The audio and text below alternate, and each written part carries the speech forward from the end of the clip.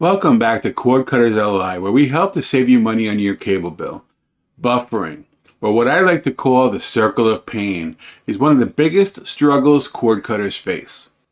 Whether you're using an Amazon Firestick, the ON 4K Pro streaming device from Walmart, or the holy grail of streaming, the NVIDIA Shield Pro, no one's immune to buffering. Unless, of course, you follow a few simple tips I'm going to show you in today's video.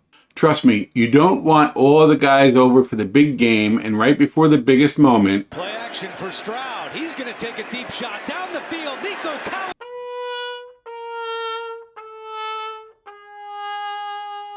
The circle of pain strikes again. In this video, I'll show you how to stop buffering while streaming your favorite movies, TV shows, or sporting events, regardless of which streaming device you have. So if you're tired of being this guy and want to be this guy instead, Is there. He goes up and he's got it. grab your remote and let's go. Okay, let's jump right in. So the first thing, and one of the most important things that you need to do from time to time on whatever device you're on, is basically to restart the thing. I am an IT guy by trade, have been forever, and this is one of the things that fixes so many problems. Hello, IT? Have you tried turning it off and on again? I wish the Fire Sticks and the Android devices and GoogleTV devices had a thing like computers have where you can go in and see how long they've been up and running. And the reason why it's so important to restart is there's several reasons, actually. One of the reasons is that whenever you open apps, close apps, open apps, close apps, when you open up an app, it uses up a certain amount of memory on the device. When you close that app, sometimes all of that memory isn't given back. So it's what they call a memory leak. And basically this RAM that gets leaked is going to give you less power for the next time you want to open that app. And over time, your device will get slower and slower and can cause buffering. So restarting is the best thing to do. On the Fire Stick, it's really easy. There's a couple of ways. There's actually a shortcut that you can use. You can hold in the enter and play button. That's the circle, the button in the middle of the circle, and the play button. If you hold that in, if you hold both of those in for a few seconds, it'll restart. The other way would be to obviously just go over to the gear, go down to My FireTV, and then click on Restart. On a Google TV device like the ON 4K Pro streaming device from Walmart, basically there are no shortcut keys, unfortunately. So you can hit the gear or go over to the gear, and then you go into Settings. You go down to System, and then all the way down at the bottom of the list, it's Restart. So that's how you'll restart it there. On the NVIDIA Shield AndroidTV device, it's even easier. You just basically hit the gear or go over to the settings, and then Restart is right there. And then you can go ahead and do that. The next thing that will help out with buffering in a big way is to make sure that you're connected in the fastest possible way that you can. For some devices, that might be hardwired. If you're near your router and you don't have great Wi-Fi, you can run a cable to the device. On the Fire Stick, you can install a USB hub with Ethernet adapter. It's a 1 gigabit Ethernet adapter.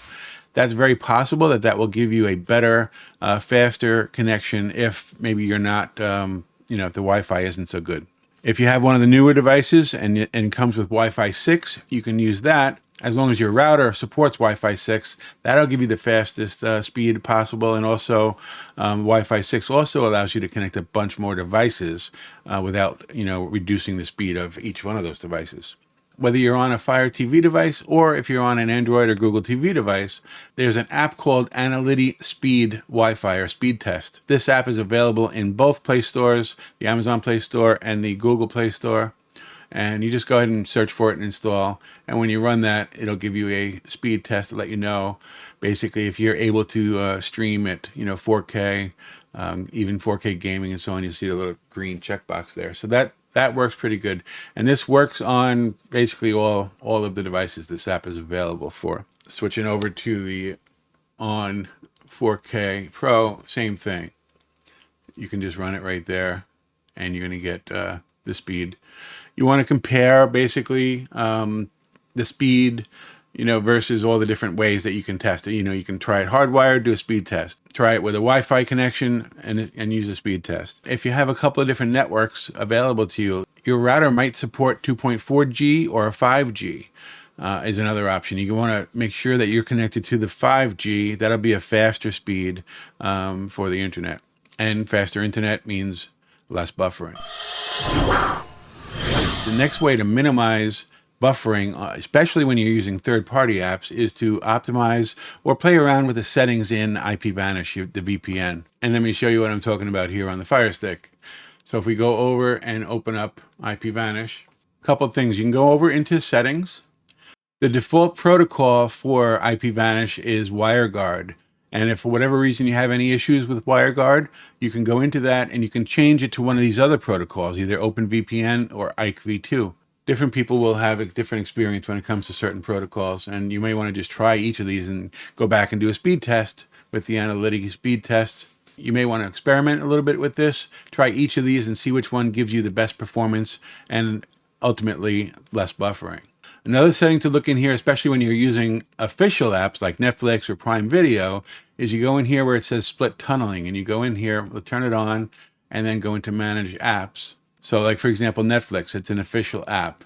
So you don't have to necessarily worry about a VPN for that. And a lot of times Netflix will give you a hard time if you have a VPN connected. So let's go down. We'll find Netflix on the list. I may already have it selected. I don't. And then you would just select that. Same thing for like Prime Video is another one. In fact, Prime Video used to prevent you altogether from using a VPN, and you would have to check that box.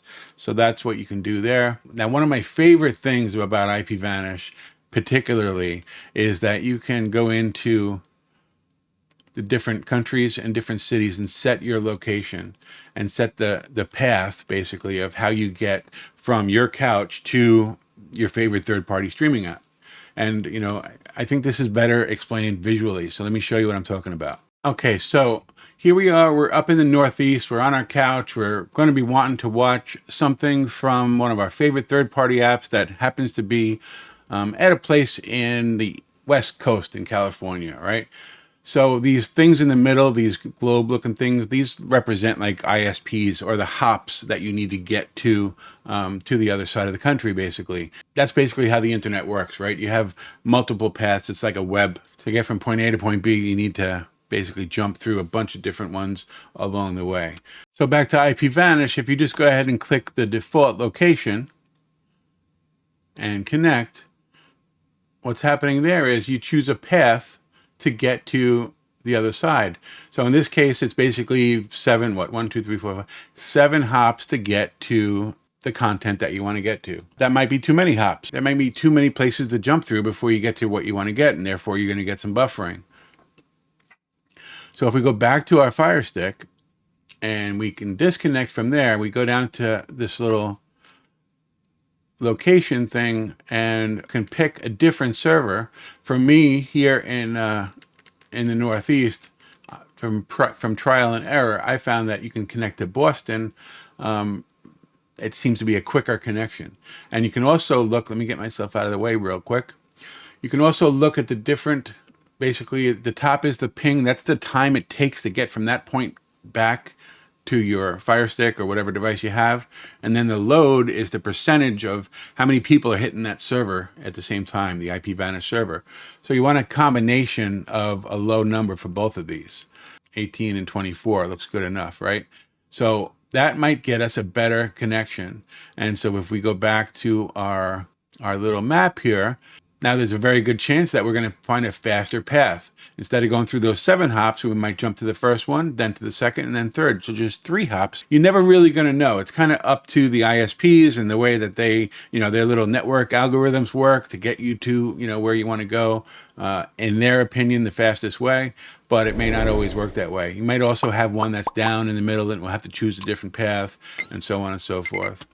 So one thing I also want to mention here is, you notice all of these towers are green, right? So in other words, they're with a VPN, it's all of your data is encrypted and they have no idea. None of these ISPs in the middle have any idea of what you're actually streaming, what you're actually doing, or where you're going because it's encrypted. It's coming from your first connection is to an IPVanish server. And then from there, it's all encrypted. It goes wherever, gets to where you want to go, and they don't have any idea what's happening. If you choose to not have a VPN at all, it's very possible that a lot of these ISPs are going to block that type of data because they know if it's not encrypted, like a lot of these third-party apps don't encrypt their information, and it's going to be blocked by a lot of different towers. There might be 2 or 3 that will let it through, but as you can see here in this map, there's really no path, no direct path to get to what you want to get to. And that's, you're not going to just get buffering. You'll have timeouts, like you won't even get to see the stuff that you want to see. So that's why it's important to have a VPN, not just to encrypt your data to make sure that you can get to where you want to go, but also have the ability to change paths. If your ISP, for example, decides, because you don't have a VPN, and if your ISP decides to block you from getting all this kind of stuff or throttle you, which is maybe even worse because you're just going to have slower speeds and you're not going to know why. ISPs are notorious for doing this. If you use a VPN like IPVanish, like the one that I use and recommend, I've always recommended it. It's the only one I recommend. You're going to have a lot less grief, and this is why it's explained. You'll have a chance to change the path very easily. If you find you go on to one of your apps streaming, whether it's live TV or one of your favorite shows that you want to stream, and you get some buffering or you can't get there or the streams aren't working, go into IPVanish, change that location, and you'll see that very, very often it will work just fine. If you've never tried IPVanish or you're kind of sick of the VPN that you currently have and you want to try IPVanish, in the description below you'll find a link for the best deal you're going to get anywhere. They're actually running a deal right now where it's as low as just 7 cents a day.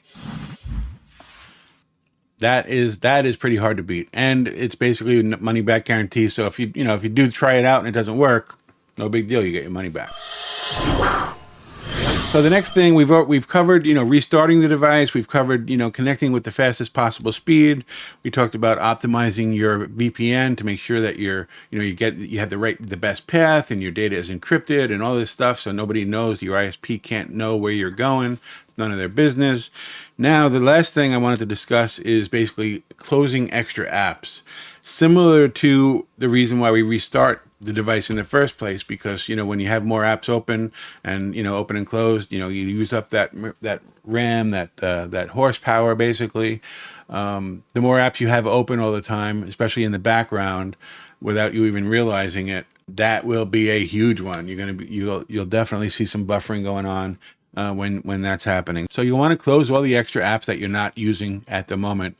On the Firestick, there's an application that's available in the Amazon App Store. Hit the magnifying glass, go to search, and you can either type it in or you can use the voice button, and we're going to search for background apps and processes. There it is right there. You can click on it. I think I already have it installed. It is a free app. Okay, I did not have it installed. It's a good lesson here. We'll just click on it. It's as simple as that. When you have it, you can go ahead and open it.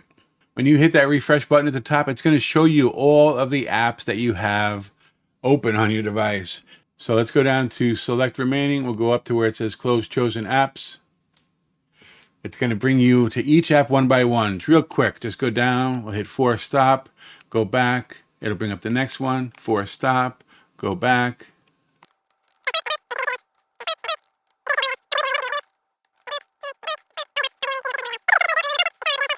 Eventually, you'll get down to the bottom of the list. When you get all the way down to the bottom and you've closed everything, when you go back, it brings you back up.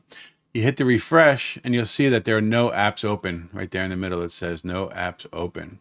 Back over on the ON 4K Pro streaming device from Walmart, or Android TV for that matter, the background apps and processes app doesn't work. It's not in the app, it's not in the Google Play Store, and it's not available. There's no quick way to close all your apps other than going into the settings and one by one closing them. And you don't even know which ones are running necessarily because you go in there and it doesn't say it. It's always going to give you the option to force stop them.